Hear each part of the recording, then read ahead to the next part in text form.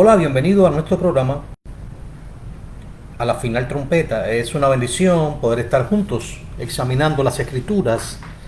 En esta tarde, la palabra de Dios dice que su palabra es como aguijón dada en una congregación por la boca de un pastor o maestro. El escudriñar las escrituras debe ser nuestro diario vivir. Es la fuente de nuestra vida, es la manera en que podemos caminar en obediencia a Dios, entenderle y conocerle que es Dios. Es el alimento espiritual para nosotros. El Señor dijo que no solo de pan viviría el hombre, sino de toda palabra que sale de la boca de Dios. En esta mañana, en esta tarde, perdón, estaremos escudriñando y ver si verdaderamente conocemos a Dios de toda misericordia. Dios se manifestó desde el principio de la creación como el Dios creador de todo cuanto existe. Él fue el creador de las Pleiades, del Orión, de la Tierra, de todos los planetas que giran en una perfecta órbita alrededor del Sol, de manera que así se delinean las estaciones del año según el giro de la Tierra. De igual manera creó un satélite que gira alrededor de la Tierra llamado Luna y que afecta la corriente de las aguas, el nivel, los ríos y pues beneficia las cosechas y demás. Dios colocó su gran anillo en el centro de la Tierra y es por eso que podemos estar firmes sobre nuestros pies. Ese es el Dios creador. Luego vimos al Dios que nos hizo a su imagen y a su semejanza, cuando creó al primer hombre del polvo de la tierra y luego de una de sus costillas creó una mujer.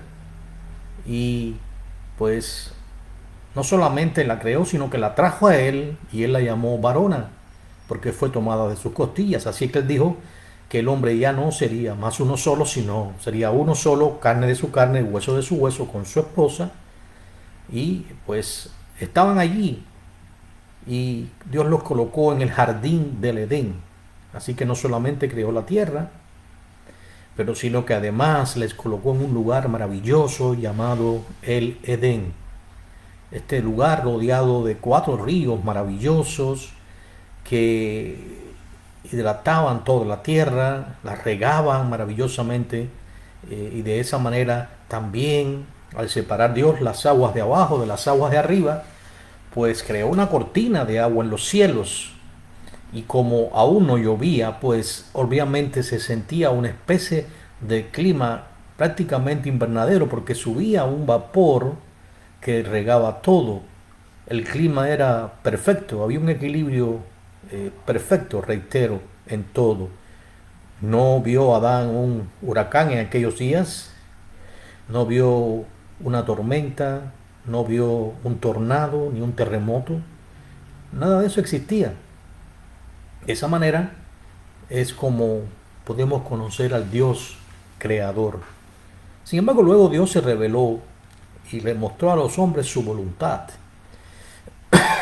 Ya vimos de entrada cómo Adán, por desobedecer la voluntad de Dios y buscar la suya propia, o más bien seguir las instrucciones de su esposa, la cual a su vez seguía la de la serpiente, cuyo propósito era que ellos murieran, y separar al hombre de Dios, pues de esa manera entró la muerte en el mundo, y junto con la muerte entró el pecado, que es el aguijón de la muerte. Y de esa manera, pues vimos cómo se encendió la maldad de los hombres como si fuera un gran fuego en el mundo, y Dios tuvo que destruir el mundo antiguo, pero preservó a una familia de 8 personas, los cuales fueron Noé, eh, sus 3 hijos y todas sus esposas, de manera que 8 personas fueron salvadas, así como una pareja de cada animal, para que no permaneciera, obviamente, la creación de Dios. Y así sucesivamente. Pero vemos que luego los hombres que nacieron de los descendientes de Noé, pues también hicieron lo malo ante los ojos de Dios, porque el pecado está en el mundo. Y de esa manera vemos como Dios ha estado teniendo misericordia. De hecho, Él le mostró a Noé su señal en el cielo, el arco iris, y es, cuando lo vemos, es exactamente el pacto de Dios con Noé, con los hombres. De manera que hay una promesa de Dios de que nunca más destruirá la tierra por agua. Ahora bien, en el tema que nos acomoda hoy, y a través del cual Dios nos va a ir guiando para irle conociendo quién es Él, porque algunas personas tienen una percepción de Dios. Exactamente, Dios es amor, Dios es fuego consumidor, Dios es el soberano de todo cuanto existe, pero Dios es extremadamente misericordioso. Y es una de las cosas que debemos conocer, la gran misericordia de Dios. Si vamos al libro de Jonás, es la historia que vamos a estar leyendo hoy. La historia no, el libro, es un libro histórico que vamos a estar leyendo hoy o que vamos a estar estudiando. Pues pudiéramos llegar allí en el capítulo primero y vamos a leer los primeros 3 versos. Luego, en la medida que sea necesaria, pues estaremos acudiendo a los demás. Pero allí dice, en el libro de Jonás, vino palabra de Yahweh a Jonás, hijo de Amitai, diciendo: levántate y ve a Nínive, aquella gran ciudad, y pregona contra ella, porque ha subido su maldad delante de mí. Y Jonás se levantó para huir de la presencia de Yahweh a Tarsis, y descendió a Jope, y halló una nave que partía para Tarsis, y pagando su pasaje, entró en ella para irse con ellos a Tarsis, lejos de la presencia del Señor. Ahora la pregunta es, ¿por qué Jonás hizo esto? ¿Por qué él evadía grandemente hacer la voluntad de Dios? Era un profeta rebelde, de cierta manera, pero yo creo que Jonás no había conocido aún al Dios de toda misericordia y pronto se le revelaría. La pregunta es, ¿qué tan desagradable era esta encomienda de Dios para Jonás? Bueno, primeramente vamos a ver quién es o quién era realmente Jonás. Jonás fue un profeta específicamente de la tribu de Zabulón. Ya sabemos que hay 12 tribus de Israel. Una de ellas es la tribu de Zabulón. Y estamos hablando de una época en que el reino de Israel se había partido en 2 reinos. Luego de la muerte de Salomón se dividió en 2 el reino de Israel, de tal manera que el hijo de Salomón, Roboam, quedó solamente con la tribu de Judá, y aunque se sumó también la de Benjamín. Pero las demás tribus, que fueron 10, quedaron bajo el mando de Jeroboam, que fue verdaderamente un opositor grande a Salomón, y que se fue a Egipto y que no regresó hasta la muerte de Salomón. Pero al partirse el reino, él quedó como el rey del reino del norte, el cual es llamado Israel. Así que aquí no hablamos de Judá, no estamos hablando de Jerusalén, hablamos de el reino del norte, cuya capital era Samaria. Ahora bien, este es el contexto. Vamos a buscar allí la mención de Jonás para que entendamos quién fue exactamente Jonás. Ahí en la segunda de Reyes, en el capítulo 14, vamos allí al verso 25, por favor. Vamos al verso, voy a buscar aquí, capítulo 14. Un momento. Voy a buscar acá, segunda de Reyes, capítulo 14, y vamos al verso 25. Dice allí, vamos a comenzar desde el 23 para entenderlo. El año 15 de Amasías, hijo de Joás, rey de Judá. Este es el rey de Judá. Este no es el rey que estaba sobre Jonás. Comenzó a reinar Jeroboam, hijo de Joás, sobre Israel en Samaria, y reinó 41 años. Ahora bien, ten en cuenta esto. Este era Jeroboam II. Este no era Jeroboam, aquel que heredó por orden de Dios y como una consecuencia de la apostasía de Salomón, el reino del norte. No, este no era.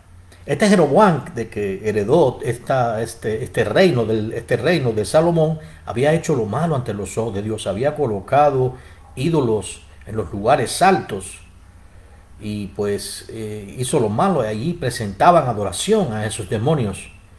Pero este Jeroboam II, que era el rey en los días de Jonás, pues también hizo lo malo ante los ojos de Dios. Sin embargo, Dios por su misericordia, por eso vamos a hablar hoy de este Dios de misericordia, que conociendo que el hombre es caído, aún así tiene misericordia, y conociendo, a pesar de los pecados graves del hombre con que incurre, Israel ha sido un ejemplo clave de la rebeldía contra Dios, debiendo ser un testigo entre todas las naciones, pues escogió a ese pueblo. En realidad ha sido un pueblo rebelde y contradictor. Dice allí que hizo lo malo ante los ojos de Dios y se apartó de todos los pecados, y no se apartó de los pecados de Jeroboam.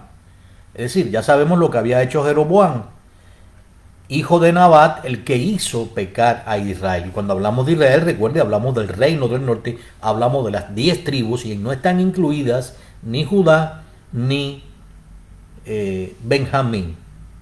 Dice así: él restauró los límites de Israel desde la entrada de Hamat hasta el mar de Arabá, conforme a la palabra de Yahweh, Dios de Israel, la cual él había hablado por su siervo Jonás, hijo de Amitai, profeta, que fue de Gat-Hefer. Bien, que era Gat-Hefer, era en el área cerca de Nazaret. ¿Recuerdan María de Nazaret, la madre del Señor según la carne?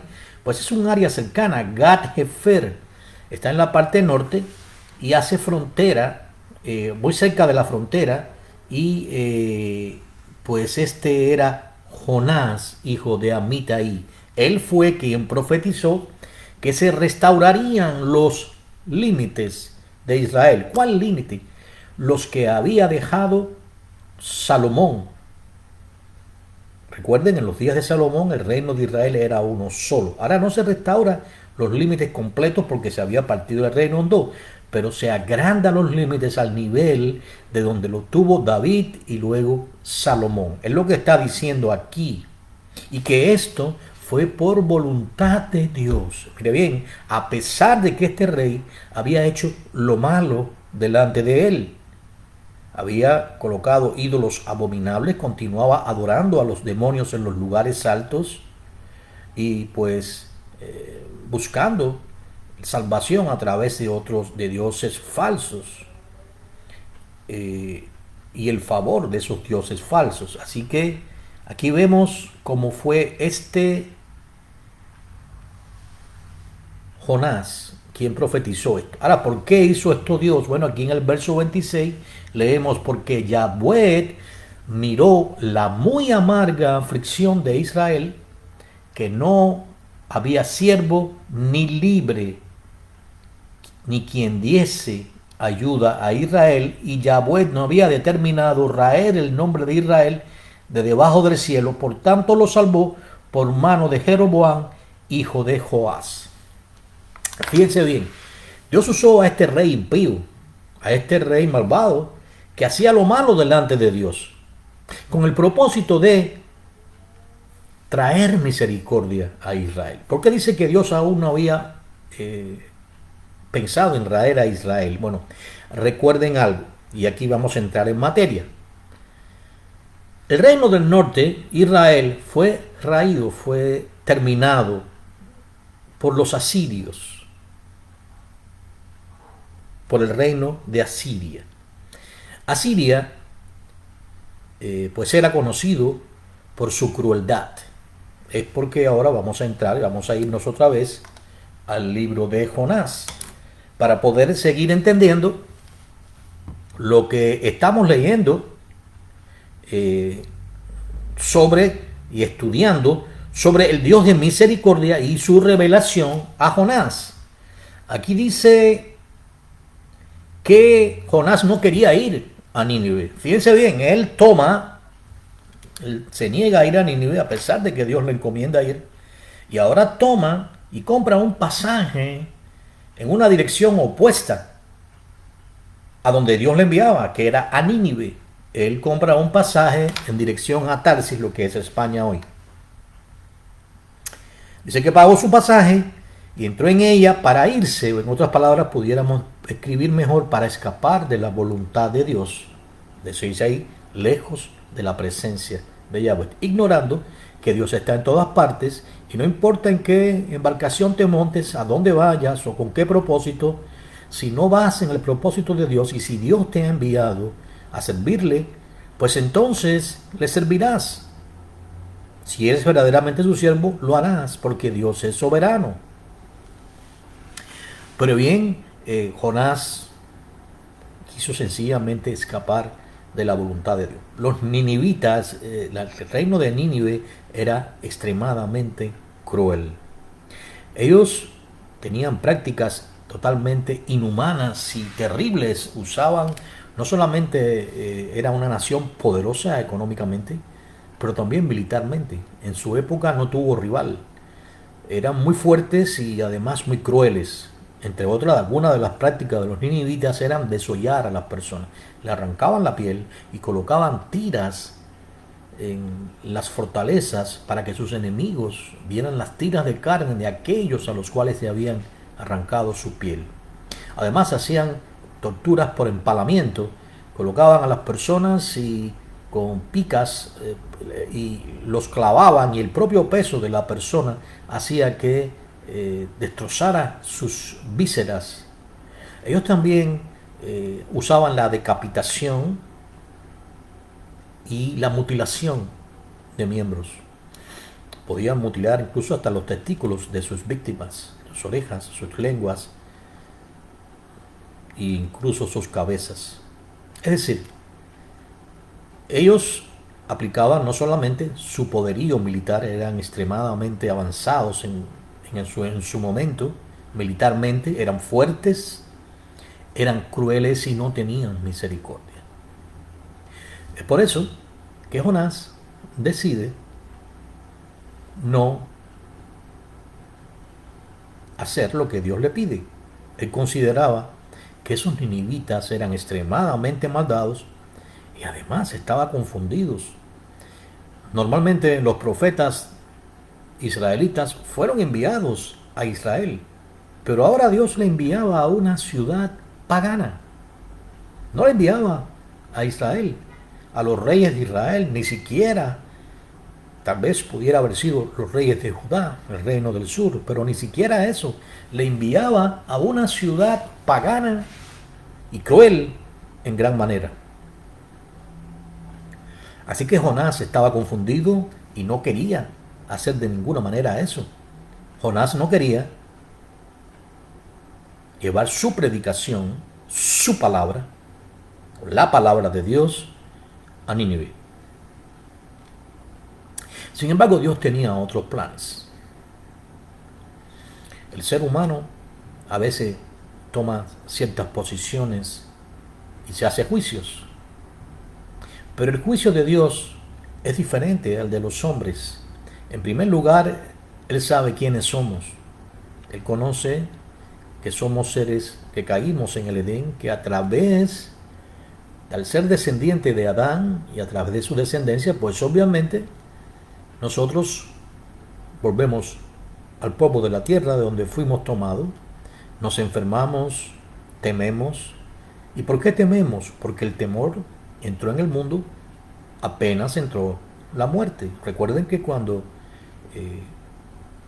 Dios le habló a Adán y ya había comido del fruto del árbol de la ciencia, del bien y del mal, el cual le había dicho Dios que no comiera, pues llamó a Adán paseándose en el jardín del Edén, y sin embargo Adán no respondía y se escondió. Y luego le dijo: me escondí porque tuve miedo. Es la primera vez que se menciona la palabra miedo. allí en Génesis capítulo 3. ¿Y por qué tenía miedo? Porque ya estaba separado de Dios. Al entrar la muerte en el mundo, nosotros fuimos separados de Dios. No solamente Adán, vimos como inmediatamente Caín mató a su hermano, y así comenzaron a haber una serie de circunstancias donde incluso llegó Lamec, uno de los descendientes de Caín, a tomar 2 mujeres y amenazar con matar de un golpe a 7. Es decir, el mundo se volvió extremadamente violento como consecuencia de todo esto, porque el hombre desde entonces tuvo miedo. Y el miedo, pues sabemos que es lo opuesto a la fe. Pero volviendo al tema, los asirios infundían miedo. Muchas personas tenían miedo y nadie quería combatir contra Asiria. Además, parte de las prácticas de los asirios era tomar los huesos, tomar a las personas que quedaban y tomar los huesos de sus ancestros y pulverizarlos para que no tuvieran recuerdo ni siquiera de los huesos. Y luego entonces tomaban a esas personas que eran vencidas y los trasladaban a otras naciones, y así hacían intercambio de personas de nación a nación para que perdieran el rastro total de su descendencia y aceptaran la cultura asiria y fueran, como pudiera decirse, recriados nuevamente. Por eso que ustedes ven a los samaritanos, cuando el Señor llegó allí al pozo de Samaria, aquella mujer samaritana, y cuando el Señor estuvo con los samaritanos, ellos fueron traídos por los asirios al área donde estuvo antes Israel, que se perdió entre el reino de Asiria. Esto fue por lo cual les estaba leyendo lo que dice en Segunda de Reyes, capítulo 14, verso 25. Ahora bien, Jonás toma su embarcación, toma su pasaje, se monta en la embarcación y se pone a dormir tranquilamente. Y de pronto Dios hace levantar un viento, un gran viento, una gran tempestad en el mar, tan grande que se pensó que la nave se partía. Recuerden, no eran naves como las de hoy. Aún así, cualquier tempestad fuerte puede hacer zozobrar a una nave, puede hundirla literalmente. Imagínense aquellas naves que eran principalmente de velas, a remos. ¿Cómo debió haberse experimentado aquella gran tormenta? Dice la Biblia que los marineros tuvieron miedo. Otra vez volvemos al miedo. Sin embargo, Jonás dormía tranquilamente porque él sabía lo que ocurriría, o por lo menos lo presagiaba, lo esperaba. Así que los marineros comenzaron a echar al mar los enseres y no podían aún así mantener el control de la nave. Así que entonces el patrón de la nave mandó a echar suertes, a llamar, y en este caso anteriormente llamó a Jonás. Estaba dormido, a pesar de lo que estaba ocurriendo, estaban a punto de morir, pero Jonás dormía. Entonces pues lo llamaron y le preguntaron, le incitaron a que Dios servía, y le incitaron pues a clamar a él. Cada uno de estos hombres eran paganos y clamaban a sus dioses, pero el mar no se apaciguaba. Así que entonces decidieron lo que era costumbre en aquellas épocas, aunque hoy hay muchas personas que acuden a esto, que es a echar suertes. Fíjese bien, Dios no responde a través de echar suertes. Sin embargo, en este momento él respondió, porque él tenía un propósito. Echaron suertes y la suerte cayó sobre Jonás. Le preguntaron entonces, dinos, ¿por qué nos ha venido este gran mal? ¿Quién eres? ¿De dónde vienes y a qué Dios sirves? Y le respondió que era hebreo y que servía a Yahweh, Dios de los ejércitos, el único Dios todopoderoso. Y aquellos hombres temieron en gran manera. Le preguntaron, ¿qué haremos? Dice, porque el mar no se nos está aquietando, por más que echamos por la borda todos nuestros enseres, nuestras pertenencias, la carga toda, El mar nos va a tragar. ¿Qué hacemos?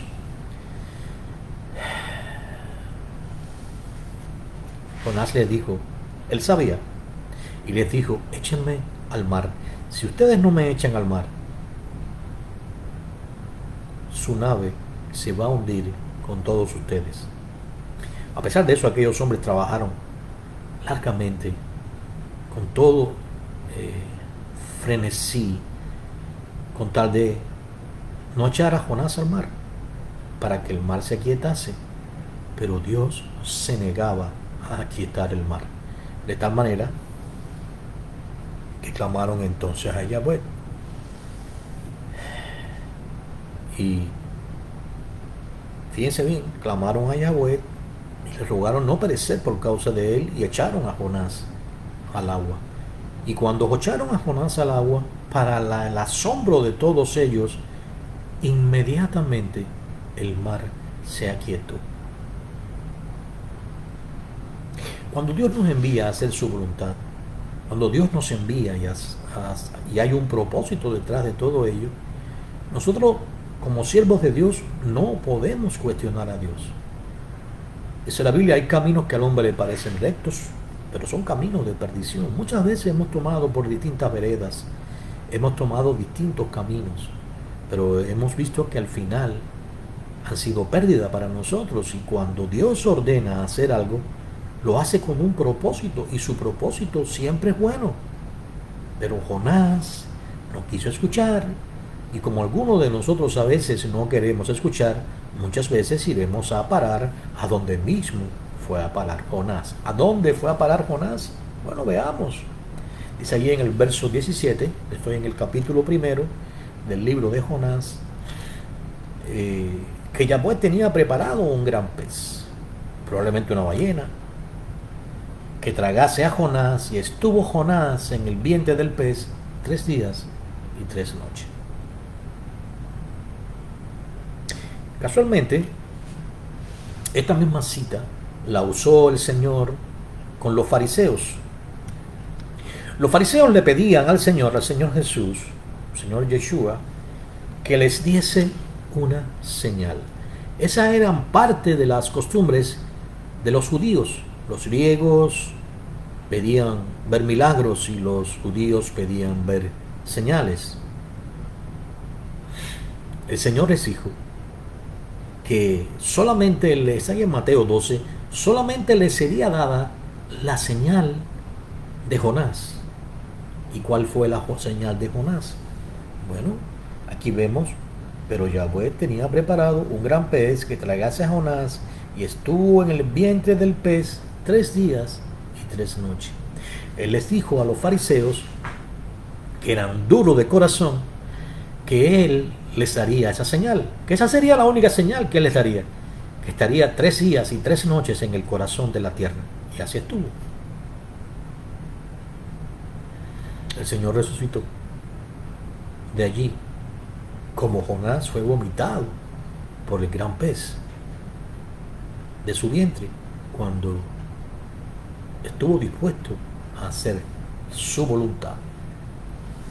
Ahora, ¿qué hacer cuando sabemos que Dios nos ha comisionado, Dios nos ha enviado, nosotros hemos juzgado que no es lo correcto, lo que Dios nos ordena hacer, incluso juzgamos si Dios nos envía a predicarle a personas que nosotros aborrecemos quizás, lo cual no debe ser, porque el Señor no dijo que Él no vino a llamar a llamar sanos, sino a enfermos, porque los sanos no necesitan de doctor, pero los enfermos sí. Así que Él nos envía a los peores individuos para que le hablemos la palabra de Dios. Y créame que usted y yo no éramos de los mejores.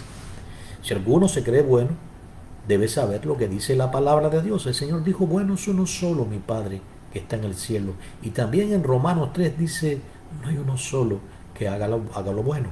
Por cuanto todos pecaron, fueron destituidos de la gloria del Señor. Así que por nuestras obras y por ser bueno, ninguno se salva, ninguno agrada a Dios, ninguno aplica para la misericordia de Dios. Pues vemos entonces lo que ocurrió. Jonás estaba allí en la oscuridad. Dice que él sintió que cuando iba descendiendo por aquel mar, eh, que estaba bravo realmente, las olas eran poderosas, debió haber sido impresionante. Él sentía como las algas pasaban por su cabeza.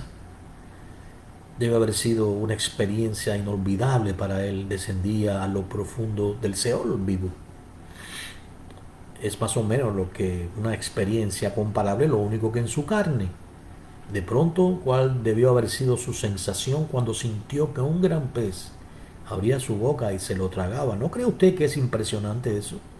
¿No cree usted que esto sería suficiente para decir todo ha terminado?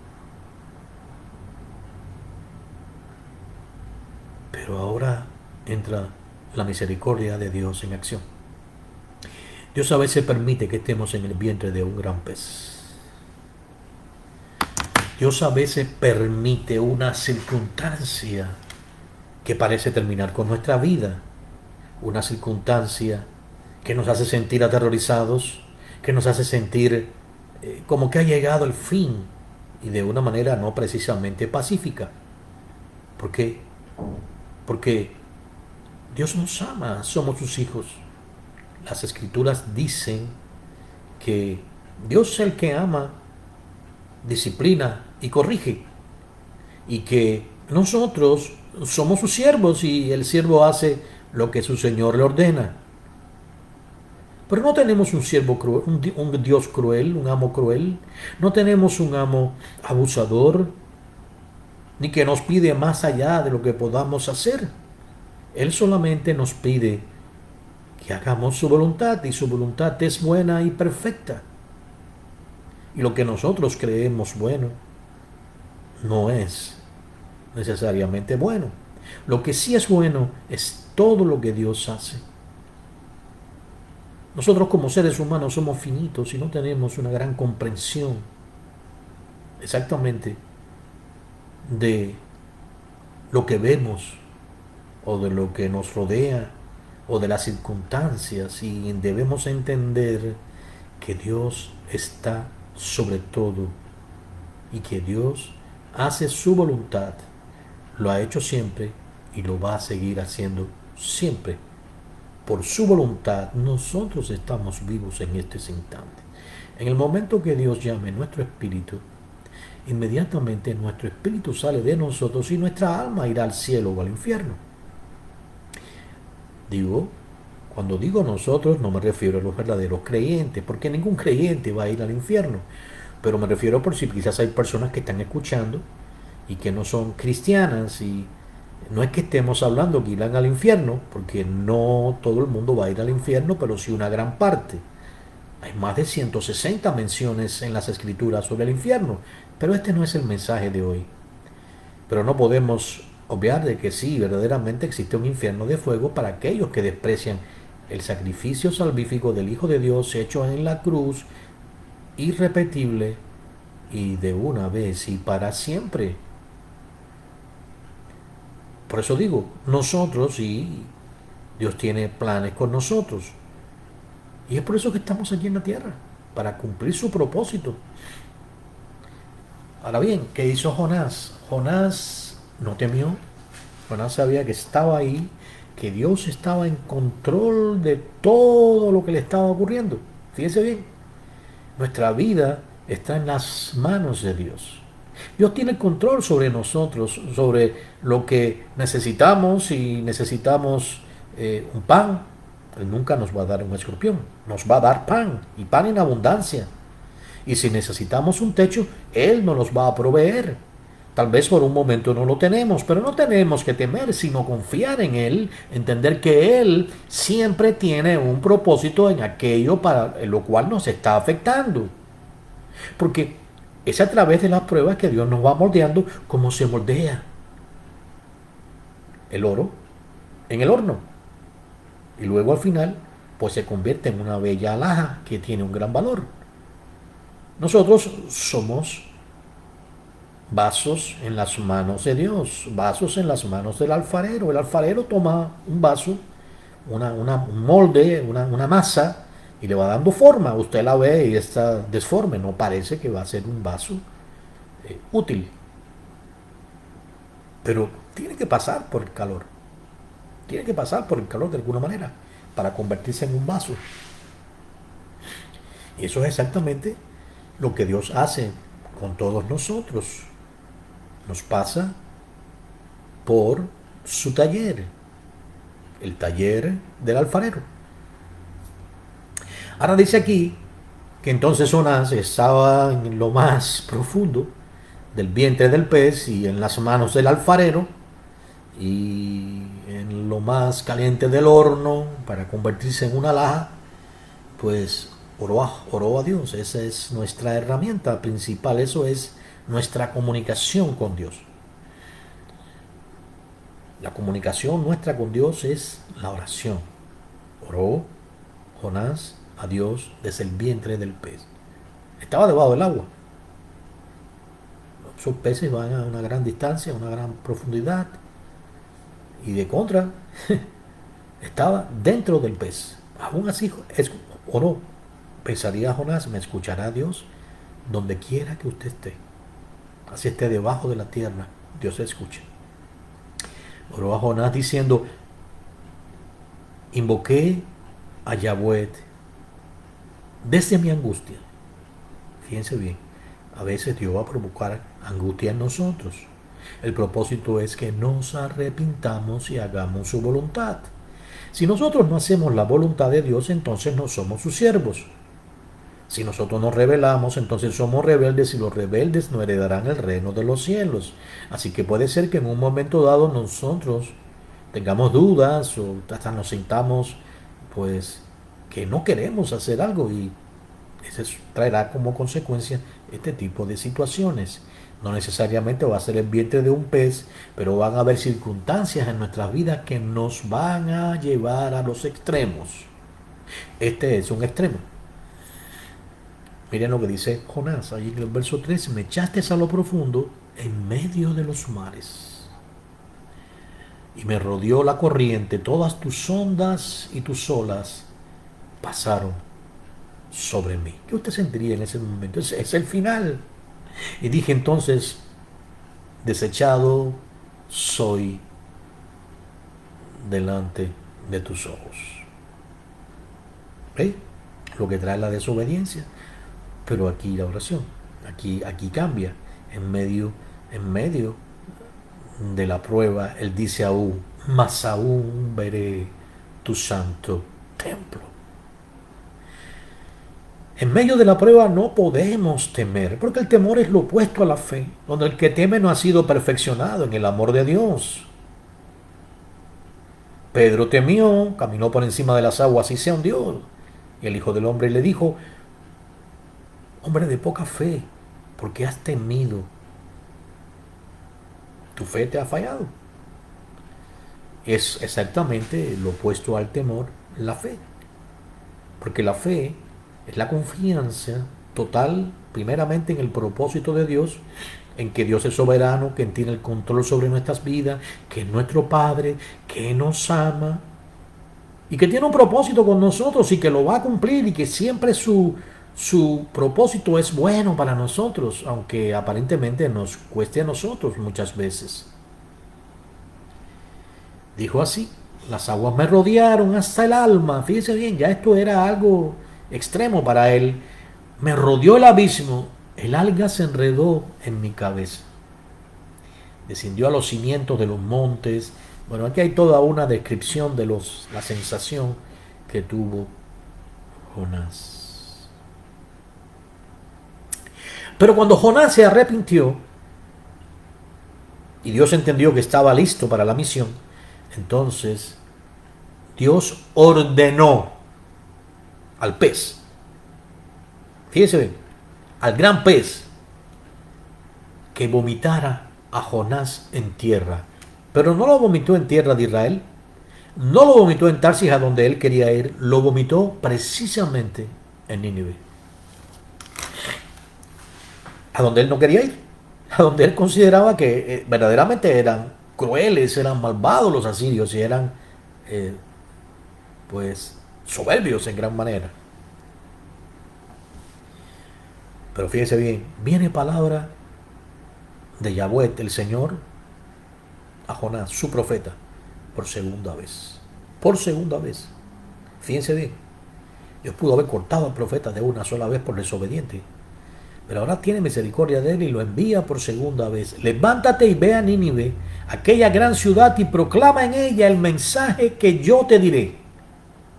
Y Jonás se levantó. Dice la Biblia que era Nínive grande, una ciudad grande en extremo, 3 días de camino. Había alrededor de 120,000 personas. En aquella época, una ciudad con 120,000 personas era muy grande, no es como la de hoy.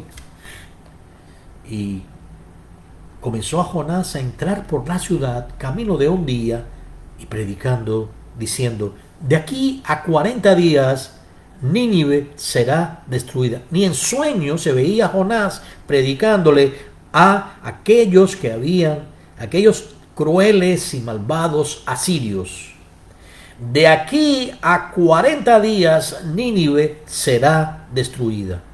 Ahora, esto pues llegó incluso a oídos del rey. Se proclamó ayuno, fíjense bien, se proclamó ayuno y se prohibió comer cosa alguna, incluso beber agua. Y bajo solamente una esperanza. Fíjense bien, ellos no tienen las promesas de Dios, no la tenían, como nosotros la tenemos. Cree en el Señor y serás salvo tú y tu casa.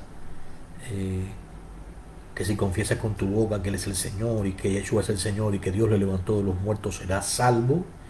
Que la salvación está segura en sus manos. Nadie arrebata de mis manos, dice el Señor, ni las manos de mi Padre a mis ovejas.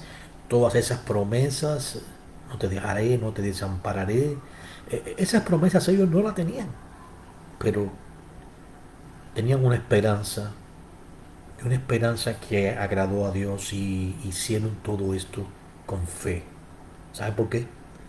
Porque sin fe es imposible agradar a Dios. Es lo opuesto al temor. El temor es la ausencia de fe. La fe es la certeza absoluta de que Dios nos escucha y que es un Dios misericordioso y hará lo mejor por nosotros. Diciendo: ¿quién sabe si se volverá y se arrepentirá Dios y se apartará de su ardor y la tos de su ira, y no pereceremos? Y vio Dios lo que hicieron y le agradó. Y se convirtieron de su mal camino, y se arrepintió del mal que había dicho que les haría, y no lo hizo. Ahora Jonás se molestó en gran manera. Se molestó porque dijo: oh Señor, ya sabía yo que tú eres un Dios misericordioso. Por eso me apresuré a huir a Tarsis. Yo lo sabía cuando estaba aún en mi tierra. Eres un Dios clemente y piadoso, tardo en enojarte y de gran misericordia, y que te arrepientes del mal. Qué tremendo, ¿eh? Jonás quería que Dios destruyera a Nínive, no que lo salvara. Pero Dios tenía otros planes. Ahora te pido, Dios, que me quites la vida. Mejor me es morir. Yo tenía que haber predicado esto en Israel y no aquí a estos paganos.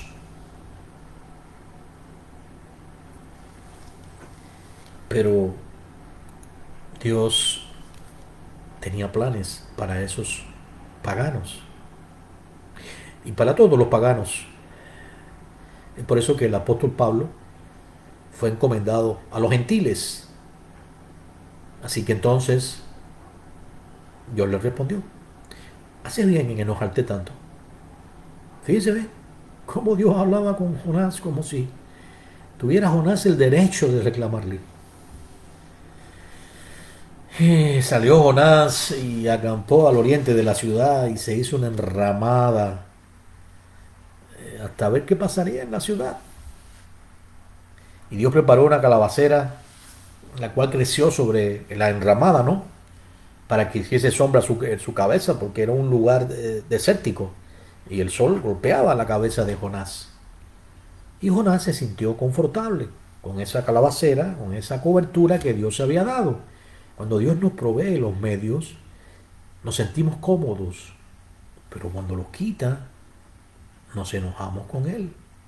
Por eso el apóstol Pablo decía, he sabido vivir en lo poco, en lo mucho, pero también en lo poco. Algunos de nosotros, cuando Dios permite que haya pérdida de nuestros bienes que nos hacen sentir confortables, pues nos enojamos y tememos e incluso hasta nos molestamos con Dios. Dejamos de ir a la iglesia, dejamos de escuchar la palabra de Dios, dejamos de servirle, de predicar su palabra. Pero al venir el alba del día, Dios preparó un gusano, el cual hirió la calabacera y la calabacera se secó. Imagínense, aquellos rayos del desierto, del sol, perdón, en el desierto, son extremadamente fuertes, comenzaron a herir la cabeza de Jonás. Jonás estaba que se desmayaba. Ese sol es tan fuerte que produce dolor de cabeza, déjeme decirle, agotamiento. Y Jonás otra vez deseaba la muerte. Pero Dios con esto quería darle una enseñanza, como las da a nosotros en esta mañana. Dijo Dios, ¿tuviste lástima de la calabacera en la cual no trabajaste, no la hiciste crecer, que en el espacio de una noche nació y en el espacio de una noche pereció? Y así yo no tendré piedad de Nínive, aquella gran ciudad donde hay más de 120,000 hombres, personas que no saben discernir entre su mano derecha y su mano izquierda y muchos animales. ¡Qué tremendo! Dios mostraba su misericordia. Mire, unos años después, Nínive fue destruida porque volvió a hacer lo malo. Dejó de ser una ciudad. Se terminó. Esta ciudad, fundada por Nimrod, bisnieto de Noé, está ahí en el libro de Génesis, lo que es en el capítulo 11 o en el 10, entre el 10 y el 11, pues junto a Babel y todos estos, pues era una ciudad que ya sabemos, ¿no? Fue una ciudad donde la maldad imperó siempre y fue destruida. Pero en ese momento Dios les dio una oportunidad. ¿Por qué? Porque Él es un Dios de misericordia. Porque Él dice misericordia quiero y no sacrificio. Muchas personas tienen la idea de que hay personas que no merecen la salvación. Muchas personas tienen la idea de que solo ellos merecen las bondades de Dios y otros huyen y escapan de los propósitos de Dios como Jonás, porque se hacen su propio razonamiento y piensan que Dios es soberano, que Dios no es soberano, o por lo menos que ellos pueden burlar la voluntad de Dios. En otros casos simplemente se hacen sus propios juicios. Miren, no hay peor decisión que tomarse su propio juicio. ¿Cómo usted puede juzgar? Bueno, dice la Biblia que juzguemos con justo juicio, y en Juan 7:24. Y ese juicio tiene que ser conforme a las Escrituras. Mire, Salomón le presentaron delante dos mujeres. Una de ellas eran dos prostitutas y había muerto su hijo, una de ellas. Y entonces las dos reclamaban que el sobreviviente era su hijo. Sin embargo,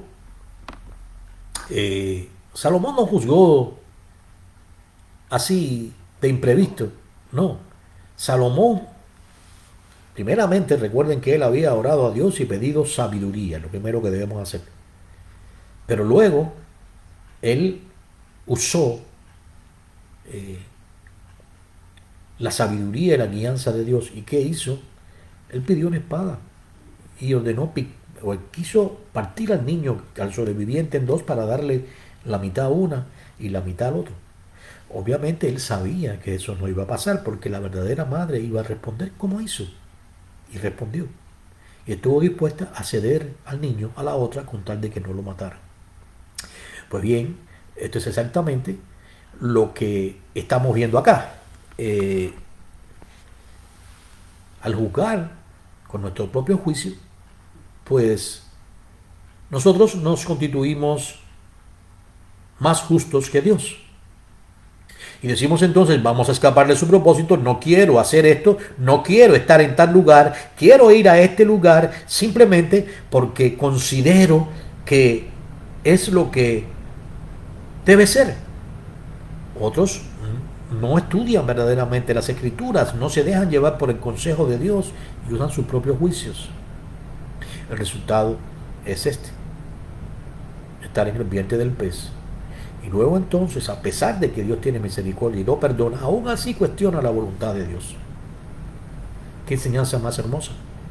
Dios ha mostrado su gran misericordia.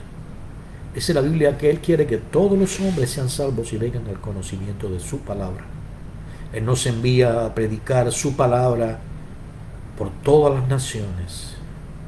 Él dice que seamos su voz en medio de una generación rebelde que le desprecia, donde los hombres se han encendido los unos con los otros, dejando el uso natural de la mujer, y de igual manera las mujeres han hecho lo mismo, donde los hombres ponen su confianza en la mal llamada ciencia y no en Dios, donde los hombres incluso le niegan la autoría del universo a Dios para dárselo a la ciencia, donde los hombres establecen premisas y desprecian a Dios, donde en nombre del derecho reproductivo de sus cuerpos, dicen ellos, asesinan a los bebés que están en el vientre de sus madres. Dice Dios, yo que hago nacer, impediré el nacimiento. No lo hará. Dios nunca impedirá el nacimiento. Él quiere que continuemos creciendo, multiplicándonos. Esa fue su orden desde el principio. Hoy los hombres desprecian la voluntad de Dios en gran manera. Es peligroso incluso predicar la palabra de Dios. Puede ser agredido. Pero Dios nos ordena: sed mi voz en medio de una generación perversa y rebelde. Porque entre ellos estuvimos nosotros, que también fuimos así. Y Dios tuvo misericordia de nosotros. Si Jonás se lamentó por la calabacera, que nació en el término de una noche, y en una noche murió, ¿cuánto más nosotros no tendremos excusa cuando emitamos nuestros juicios y cuando decidamos navegar en contra de la voluntad de Dios por cumplir nuestros propósitos y no los de Dios, juzgando a quién llevar su palabra, a quién predicar, a quién ayudar, a quién en un momento dado extenderle la mano? Amados, conozcamos al Dios de toda misericordia. Por su misericordia aún estamos aquí. Por su misericordia Él envió a su Hijo amado en el momento exacto a morir en una cruz de castigo. Por su misericordia nos ha sentado junto a Él en lo que hemos creído en lugares celestiales. Por su misericordia nos promete la eternidad. Y por su misericordia también reinaremos y seremos reyes y sacerdotes con Él, tal y como está escrito. Así que confiemos en Dios y regocijémonos en el Dios de toda misericordia. La paz del Señor sea con todos. Dios les bendiga. Gracias por compartir este tiempo. Amén.